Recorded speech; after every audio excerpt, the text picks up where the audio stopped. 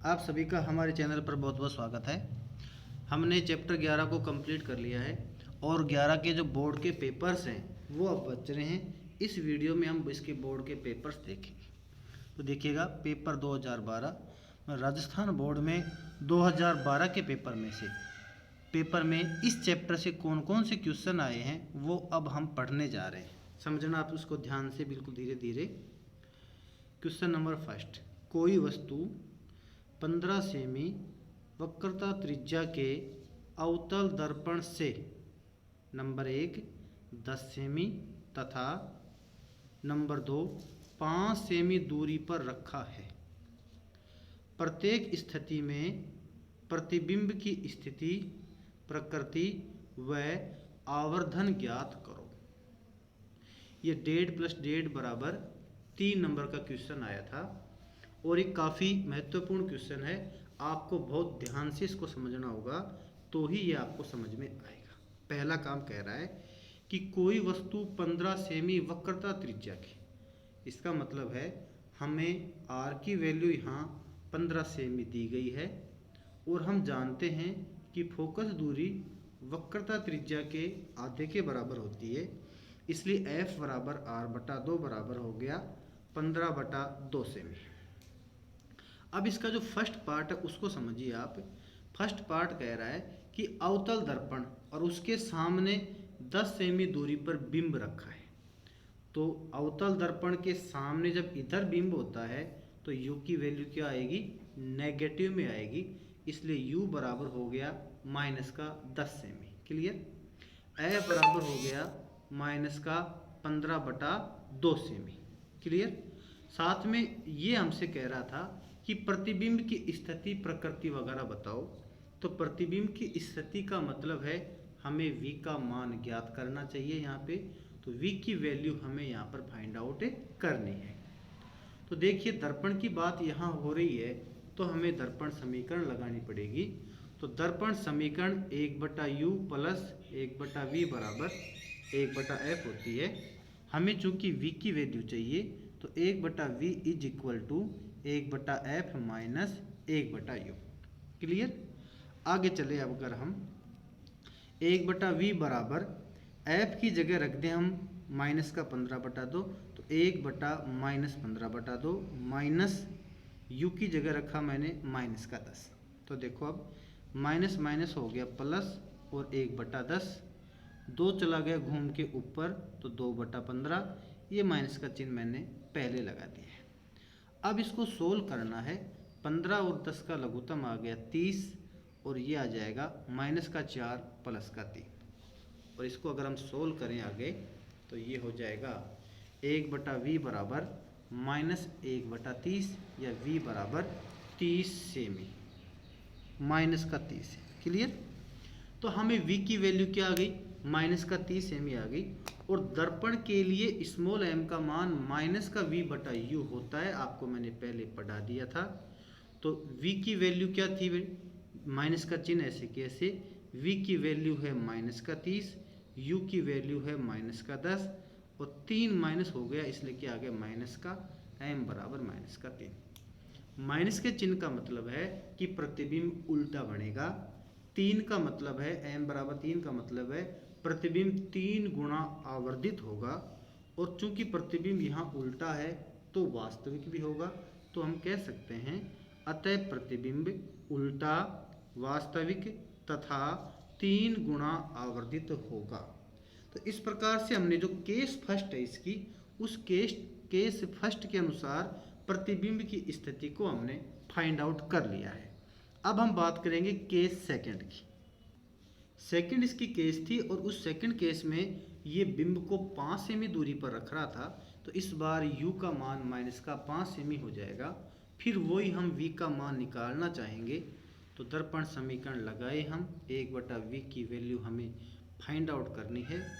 सारी वैल्यू मैंने इसमें रख दी और रख देने के पश्चात, और अब ये हो गया 1/v बराबर इतना और 1/v बराबर 1/15, ये v बराबर 15 सेमी। फिर वही आवर्धन क्षमता m बराबर -v/u होता है। माइनस ऐसे कि ऐसे v का मान 15 रखा, u का मान हमने माइनस का 5 रखा जो प्रश्न में दे रखा था, तो माइनस माइनस क्या हो गया, प्लस का 3 आ गया। तो अब एक बात तो स्पष्ट होगी कि m की वैल्यू प्लस में है, इसका मतलब प्रतिबिंब जो है वो 3 गुना आवर्धित तो बनेगा लेकिन सीधा बनेगा, और जब सीधा प्रतिबिंब होता है तो वो काल्पनिक होता है। तो यहाँ लिख दिया हमने, अतः प्रतिबिंब सीधा, काल्पनिक तथा 3 गुना होगा। क्लियर, 3 गुना आवर्धित होगा, आवर्धित होगा। ये क्वेश्चन हमारा कंप्लीट हुआ।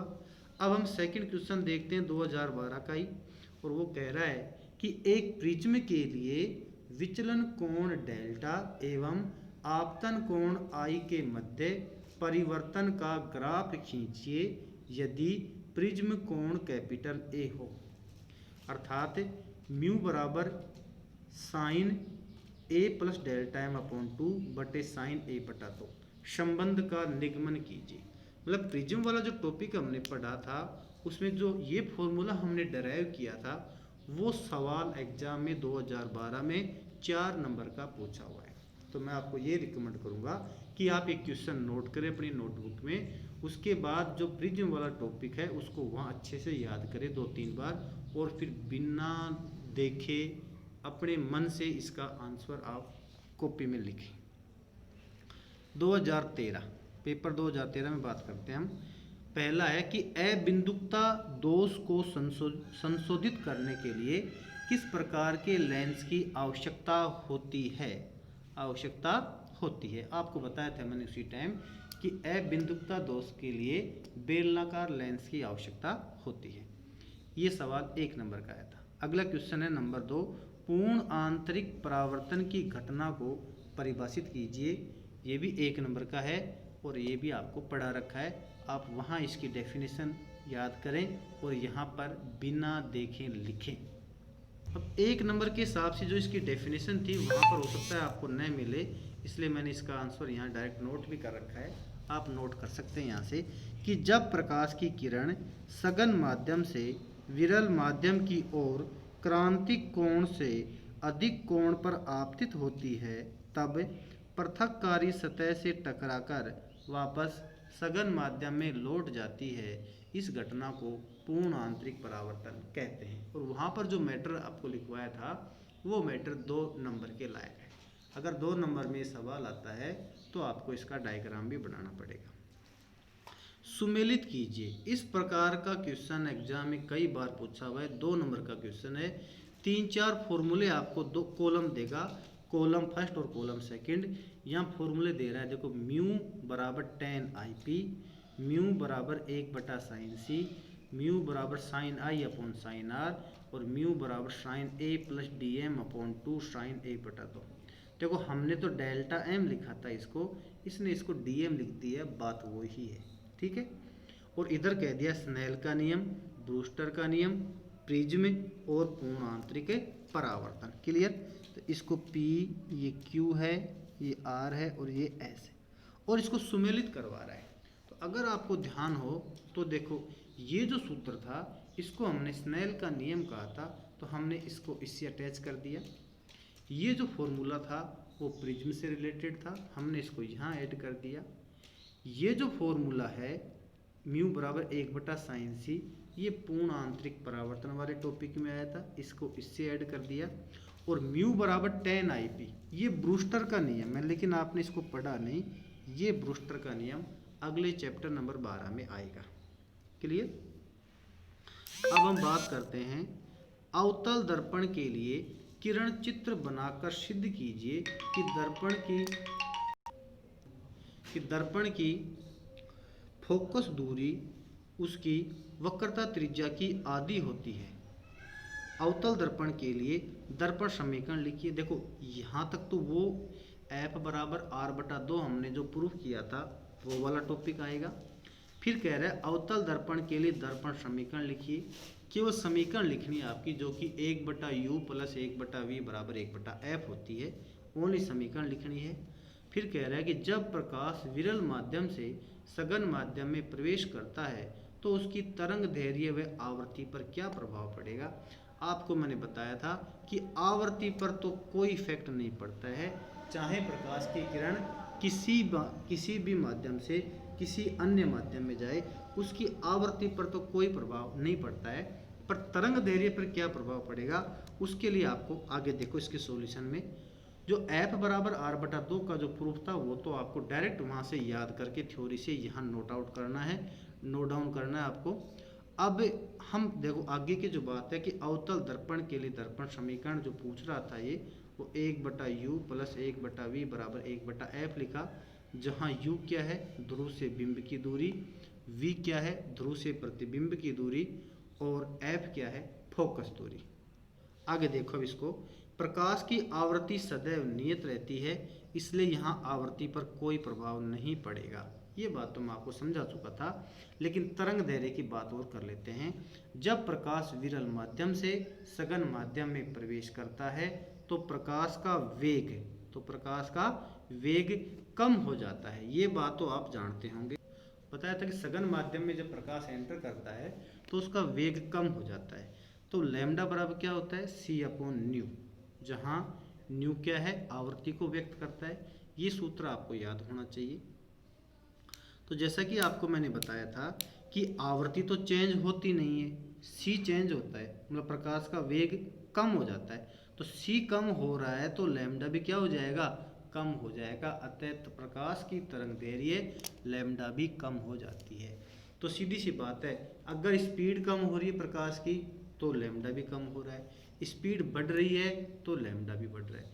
अगर सवाल ऐसे आ जाए कि विरल सघन से विरल में जा रहा है तो लैम्डा पे क्या इफेक्ट पड़ेगा, तो सघन से विरल में जाने पर प्रकाश का वेग बढ़ जाता है, और प्रकाश के वेग के बढ़ जाने से उसकी तरंग दैर्घ्य भी बढ़ जाती है।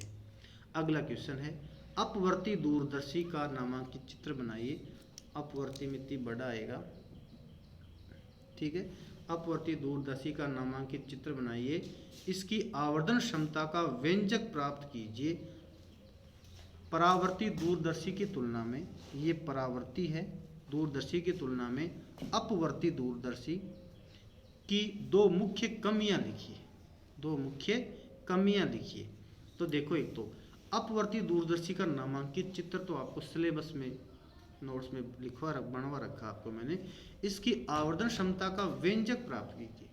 पहले वाले सिलेबस में जो कि 2012 में लागू था, उसमें इसका ये जो इसकी आवर्धन क्षमता का जो व्यंजक था वो दे रखा था सिलेबस में। लेकिन अब जो ये इस साल जो सिलेबस चल रहा है इसमें इसका फॉर्मूला ही डायरेक्ट लिखा गया है, तो ये सवाल अब नहीं आएगा, आपको इसका सीधा फॉर्मूला याद रखना है। पर ये कह रहे हैं कि परावर्ती दूरदर्शी की तुलना में अपवर्ती दूरदर्शी की दो मुख्य कमियां क्या क्या है। इसके बारे में मैंने आपको परावर्ती दूरदर्शी में शुरू का पैराग्राफ में यही बात लिखवाई थी, तो यहाँ उसी कमियों को यहाँ अलग से लिखा है मैंने। तो वो देखो आप कि अपवर्ती दूरदर्शी की कमियां क्या क्या है। लगी अपवर्ती दूरदर्शी आप जानते होंगे जिसमें अपवर्तन की घटना हो रही थी, परावर्ती दूरदर्शी में परावर्तन की घटना हो रही थी। तो अपवर्ती दूरदर्शी की कमियां हैं, नंबर 1 इसमें प्रतिबिंब जो है वो कम चमकीला बनता है, पहला काम। और दूसरा है इसमें वर्ण विपतन का दोष होता है। ये दो इसकी कमी है और आप इन दोनों कमियों को आपको अच्छे से याद करना होगा। पूरक 2014 में कैसे सवाल आए थे वो देखो आप पहले। प्रकाशिक तंतु क्या है पढ़ाया था आपको मैंने वैसे भी, पर 1 नंबर के हिसाब से इसका उत्तर अगर लिखना हो तो वह संचरण लाइन जिसकी सहायता से प्रकाशीय संकेतों को एक स्थान से दूसरे स्थान पर भेजा जाता हो, प्रकाशिक तंतु कहलाते हैं। क्लियर। 1 नंबर के हिसाब से इसकी डेफिनेशन है। अगला है, पतले प्रिज्म के लिए विचलन कोण का सूत्र लिखो। पतले प्रिज्म के लिए विचलन कोण का जो फॉर्मूला है वो होता है डेल्टा m बराबर μ-1 गुणा में a। पढ़ा रखा था आपको। पूर्ण आंतरिक परावर्तन क्या है, इसकी आवश्यक शर्तें क्या हैं, और क्रांतिक कोण व अपवर्तनांक के मध्य संबंध लिखो। देखिए इसको, तो पूर्ण आंतरिक परावर्तन की डेफिनेशन वगैरह तो मैं लिखवा ही चुका था, 1 नंबर के हिसाब से भी लिखवा चुका था, 2 नंबर के हिसाब से लिखवा चुका था। पर इसकी आवश्यक शर्तों के लिए ये 2 पॉइंट मैंने स्पष्ट लिखे हैं कि जब प्रकाश सघन माध्यम से विरल माध्यम में जाना चाहिए, मतलब कि सघन से विरल में जाएगा तो ही पूर्ण आंतरिक परावर्तन होगा। अगला, आपतन कोण का मान क्रांतिक कोण से अधिक होना चाहिए। मतलब आपतन कोण का मान जो है वो क्रांतिक कोण आईसी के मान से अधिक होगा। जैसा कि अगर आपने टॉपिक पढ़ रखा है तो आपको ये बात समझ में आ गई होगी। क्रांतिक कोण सी तथा अपवर्तनांक म्यू में संबंध म्यू बराबर होता है 1/sin सी। ये भी आपको वहां पढ़ा दिया था। पेपर 2013 में सवाल एक और आया था कि दर्पण समीकरण व्युत्पन्न कीजिए। ये आपको पढ़ा रखा है, 3 नंबर का आया था। 2014 में क्या सवाल आया था वो देखो अब, कि अवतल दर्पण द्वारा प्रतिबिंब रचना का किरण चित्र बनाकर बिंब की दूरी u, प्रतिबिंब की दूरी v और फोकस दूरी f में संबंध व्युत्पन्न कीजिए। वो कौन सवाल है? देखो, दर्पण समीकरण के नाम से आ जाए तो भी वही सवाल है, ऐसे लिखा आ जाए तो भी वही सवाल है। ठीक है, तो यहाँ 3 नंबर का आया था, यहाँ ये 2 नंबर का आया। कुल मिला के बात ये दोनों टॉपिक में आपको दर्पण समीकरण को व्युत्पन्न करना है। अगला क्वेश्चन है, किसी उभयोत्तल लेंस की 2 फलकों की वक्रता त्रिज्याएं 10 सेमी तथा 15 सेमी। उभयोत्तल का मतलब उभय प्लस उत्तल, अर्थात जिसकी दोनों सतह उत्तल हों उसकी वो उभयोत्तल लेंस कहलाता है। उसकी 2 फलकों की वक्रता त्रिज्या 10 और 15 सेमी है। इसकी फोकस दूरी वायु में क्या है? लेंस के कांच का अपवर्तनांक 1.5 है। देखो, इस पहला कह रहा है कि R1 का मान तो 10 सेमी है, R2 का मान 15 सेमी है, और आगे क्या कह रहा है ये कि म्यू का मान 1.5 है। म्यू का मान क्या है? 1.5 है। और ये हमसे पूछना क्या चाह रहा है कि इसकी फोकस दूरी वायु में क्या होगी, अर्थात इसकी फोकस दूरी ये हमसे पूछना चाह रहा है। तो F बराबर ये हमसे पूछना चाह रहा है। क्लियर? तो लेंस मेकर सूत्र क्या कहता था कि 1/f बराबर mu minus 1 1/r1 minus 1/r2 होता है। वैल्यू रख दो 1/f, म्यू का मान 1.5 माइनस 1 1/10 माइनस का 1/15 हो गया। सोल्व करें इसको तो 1/f बराबर 0.5, 3 माइनस 2/30 या 0.5 गुणा 1/30।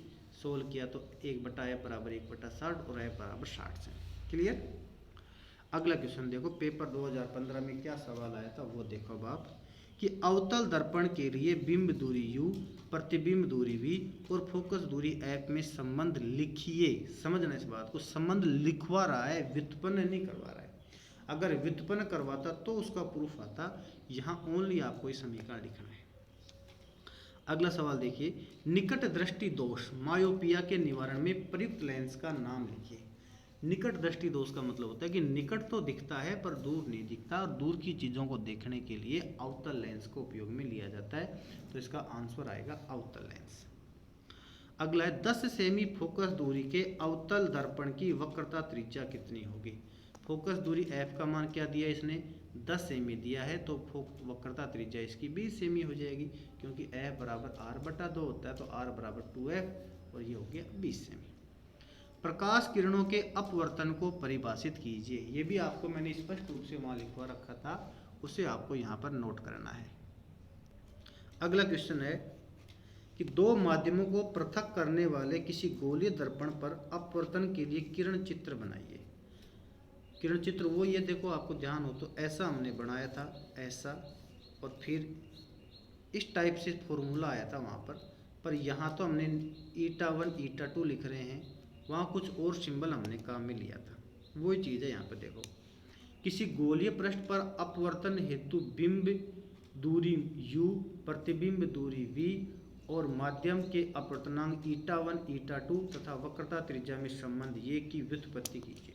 आपको वहाँ स्पष्ट रूप से मैंने ये लिखवा रखा था, और आप वहाँ से इसको नोट डाउन कर लें। वहाँ हमने इसको n1 n2 लिखा था, इसने η1 η2 लिखा है। बस इतना आपको ध्यान रखना है कि अगर ऐसा सवाल आता है तो फिर आपको n1 n2 की जगह η1 η2 आपको लिखना पड़ेगा। निम्न की को परिभाषित कीजिए पूर्ण आंतरिक परावर्तन और प्रकाश का अपवर्तन, जो दोनों के दोनों कई बार पूछे जा चुके। पेपर 2016 में चलते हैं कि एक अवतल दर्पण की वक्रता त्रिज्या 40 सेमी है, तो इसकी फोकस दूरी बता दीजिए। त्रिज्या, वक्रता त्रिज्या r का मान 40 है, तो फोकस दूरी क्या हो जाएगी? 20 सेमी। आपको आगता होगा। अपवर्ती दूरदर्शी की तुलना में परावर्ती दूरदर्शी क्यों श्रेष्ठ है? चक्कर वही पड़ रहा है, इसमें तीब की मात्रा बड़ी आएगी हर जगह पे। दो कारण लिखिए, कारण मैंने आपको पहले लिखवाई दिए थे, याद होगा आपको। एक दूरदर्शी की आवर्धन क्षमता 8 है। जब इसे समांतर किरणों के लिए संबंधित करते हैं तो नेत्रिका और अभिदर्शक लेंसों के बीच की दूरी 18 सेमी है। दोनों लेंसों की फोकस दूरी बताओ। 1 + 2 = 3 नंबर का ये सवाल आया था। पहला तो कह रहा था कि परावर्तक दूरदर्शी की विशेषता। नंबर 1, इसमें प्रतिबिंब अपवर्तक दूरदर्शी की अपेक्षा अधिक चमकीला बनता है। नंबर 2, इस दूरदर्शी में वर्ण विपतन का दोष नहीं होता है। वही बात आगे जो हमने पहले पढ़ी थी। फिर आगे जो सवाल कह रहा था कि m का मान कितना है, 8 है, और l का मान कितना बताया इसने, 18। क्लियर? तो l वास्तव में क्या है, नलिका की जो लंबाई है वो वास्तव में अभिदृश्यक और अभिनेत्र दोनों लेंसों की फोकस दूरियों के टोटल के बराबर होती है। इस वजह से मैंने लिख दिया यहाँ पर कि 18 = f0 + fe। क्लियर? अब चक्कर क्या पड़ता है हमारे, वो देखो आप कि m = f0/fe होता है, जो आपको मैंने पढ़ा दिया था। m की वैल्यू चूंकि 8 दी है तो 8 बराबर हो गया f0/fe, या fe बराबर हो गया f0 बराबर हो गया, इसको f0 लिखो, f0 बराबर हो गया 8fe। ये जो समीकरण 2 की वैल्यू आई है इसको इसमें रख दो, तो 18 की जगह 18, f0 की जगह 8fe और fe की जगह fe, तो ये हो गया 9fe = 18, fe = 2 सेंटीमीटर। और जब fe का मान 2 सेंटीमीटर आ गया है तो f0 का मान आएगा 8fe था, समीकरण 2 से f0 = 8 × 2 = 16 सेमी। क्लियर? अगला क्वेश्चन, संयुक्त सूक्ष्मदर्शी की बनावट का वर्णन कीजिए, इसकी कुल आवर्धन क्षमता का सूत्र व्युत्पन्न कीजिए, सूक्ष्मदर्शी द्वारा प्रतिबिंब बनने का किरण चित्र बनाइए। 4 नंबर का सवाल आया था। ठीक है, तो आपको ये पढ़ा रखा है मैंने स्पष्ट रूप से, और आपको वहाँ से इसको अच्छे से याद करके यहाँ पर इसको बिना देखे उतारना है। 2017 में सवाल आया था, माध्यम के अपवर्तनांक की परिभाषा लिखिए। 1 नंबर का सवाल था, काफ़ी बड़ा टॉपिक, हमने 2 नंबर के हिसाब से वहाँ आपको पढ़ाया था। अगर डेफिनेशन ही लिखनी है तो आप ये उतार सकते हो, वायु में प्रकाश का वेग तथा माध्यम में प्रकाश के वेग का अनुपात उस माध्यम का अपवर्तनांक कहलाता है। क्लियर? अगला सवाल कह रहा है, एक छोटी दूरबीन की फोकस दूरियां क्रमशः 192 सेमी तथा 8 सेमी है। दोनों लेंसों के बीच की दूरी को ज्ञात कीजिए। 1 + 1 = 2 नंबर का सवाल है। मतलब कि जो छोटी दूरबीन है उसकी फोकस दूरी 192 और 8 सेमी बताई। इसका मतलब है कि f0 का मान तो 192 है और fe का मान 8 है। आप ये कह सकते हो कि आपको क्या पता लगा कि ये f0 है, ये fe है, तो इसका रीजन ये होगा, तो अभिदृश्यक जो लेंस होता है उसकी फोकस दूरी ज़्यादा होती है, किसके लिए, दूरबीन के लिए।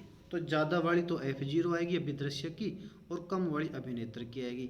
m की वैल्यू ये हमसे पूछना चाह रहा है, और l की वैल्यू साथ के साथ ये हमसे पूछना चाह रहा है। तो देखो l का जो मान है ना, वो l का मान तो वास्तव में f0 + fe के बराबर होता है। जो इन दोनों को टोटल कर देंगे तो 200 आ जाएगा, 200 सेमी आ जाएगा।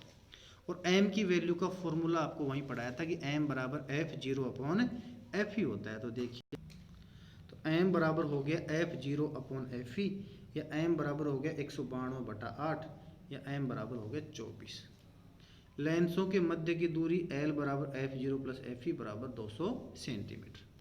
अगला क्वेश्चन देखो, पार्श्विक विस्थापन किसे कहते हैं? किसी दर्पण की फोकस दूरी तथा वक्रता त्रिज्या में संबंध स्थापित कीजिए।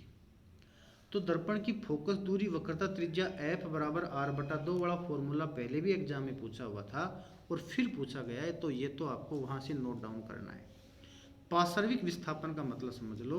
देखो ये ऐसे होता है कि कांच की सिल्ली होती है, कोई क्या होती है, देखो मैं छोटा सा चित्र वैसे बनाना चाहूँ इस पर, ऐसे कांच की सिल्ली होती है, ठीक है ना।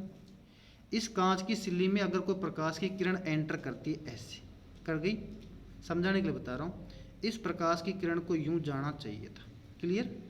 लेकिन ये चूंकि अपवर्तित होकर मान लो यहाँ आ गई यहाँ पर, फिर एक बार अपवर्तन इसका फिर होकर अब ये ऐसे चली गई, तो प्रकाश की जो कांच की जो सिल्ली है वो जो प्रकाश की किरण ऐसे जा रही थी उसको ऐसे मोड़ देती है, तो ये जो इनके बीच की दूरी है वो पार्श्विक विस्थापन कहलाती है। देखो आप इसको, जब प्रकाश की किरण किसी आयताकार सिल्ली से गुजरती है तो निर्गत किरण तथा आपतित किरण के मध्य की लंबवत दूरी को पार्श्विक विस्थापन कहते हैं।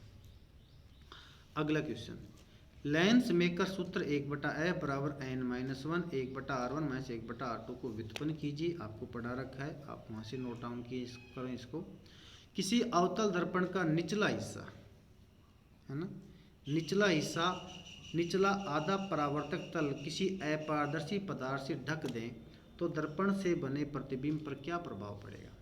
मतलब अवतल दर्पण हमारे पास, उसके नीचे का जो आधा हिस्सा है उसको हम किसी अपारदर्शी पदार्थ से ढक दें तो फिर क्या फर्क पड़ेगा। तो देखो, परावर्तन का नियम, इसका आंसर है परावर्तन के नियम शेष आधे भाग पर लागू होते हैं, अतः दर्पण द्वारा बिंब का पूर्ण प्रतिबिंब बनेगा। प्रतिबिंब तो पूरा बढ़ेगा, लेकिन परावर्ती पृष्ठ का क्षेत्रफल आधा हो गया है, इसलिए प्रतिबिंब की तीव्रता आधी हो जाएगी। मतलब प्रतिबिंब तो पूरा बनेगा लेकिन कम चमकीला बनेगा, धुंधला बनेगा। पेपर 18 में एक बिंब उत्तल लेंस से 20 सेमी की दूरी पर रखा है। यदि लेंस द्वारा 3 गुना आवर्धित प्रतिबिंब प्राप्त होता है तो लेंस की फोकस दूरी बताओ। देखो, u का मान तो 20 सेमी दिया सवाल ने, और साथ में m का मान 3 दिया, और f की वैल्यू ये हमसे पूछना चाह रहा है। तो समझो इसको भाई, लेंस के लिए m बराबर v/u होता है और दर्पण के लिए माइनस का v/u होता है। तो v बराबर क्या हो गया, mu रखो, v बराबर 3 गुणा 20 बराबर 60 सेमी। तो u की वैल्यू तो क्या थी 20 सेमी और v की वैल्यू क्या है 60 सेमी। अब आप लेंस सूत्र लगा के f की वैल्यू फाइंड आउट कर लो। तो 1/v - 1/u बराबर 1/f।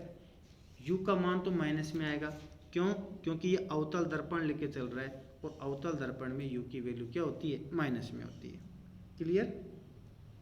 और v की वैल्यू को 60 का 60 लिखा, क्यों लिखा, देखो ध्यान से, m का मान प्लस का 3 आ रहा है ना, इसका मतलब प्रतिबिंब सीधा बढ़ेगा, और सीधा बढ़ता है तो आभासी बढ़ता है, और आभासी बढ़ता है तो दर्पण के पीछे बढ़ता है, इसलिए v की वैल्यू प्लस की 60 रहेगी। तो 1/60 माइनस 1/-20 बराबर 1/f। सोल्व करते चलो आप इसको, तो f का मान आपको आएगा 15 सेंटीमीटर। अगला है सूक्ष्मदर्शी की आवर्धन क्षमता से क्या तात्पर्य है, ये भी मैंने आपको स्पष्ट रूप से लिखवा रखा है। 2019 का पेपर देखिए, लेंस की क्षमता और उसकी फोकस दूरी में संबंध लिखिए। तो P बराबर 1/f होता है, आपको पढ़ा रखा है, लेकिन शर्त क्या है, f का मान मीटर में होना चाहिए। परिभाषा लिखिए, पूर्ण आंतरिक परावर्तन, ये भी एग्जाम में पूछा हुआ है। अगला देखो, दर्पण समीकरण को व्युत्पन्न कीजिए और आवश्यक किरण चित्र बनाइए, ये भी आपको पढ़ा रखा है। अगला, 10 सेमी वक्रता त्रिज्या के गोले दर्पण की फोकस दूरी ज्ञात करो। वक्रता त्रिज्या 10 सेमी है तो फोकस दूरी क्या हो जाएगी, 5 सेमी। तो इसका आंसर क्या आएगा, इसका आंसर आएगा 5 सेमी आंसर। क्लियर। और इसी के साथ ये चैप्टर पूरी तरह से फिनिश हो गया है। आपको किसी प्रकार का कोई डाउट है, आप कमेंट सेक्शन में जाकर मुझसे पूछ सकते हैं, मैं आपके डाउट को दूर करने का पूरा प्रयास करूंगा। धन्यवाद।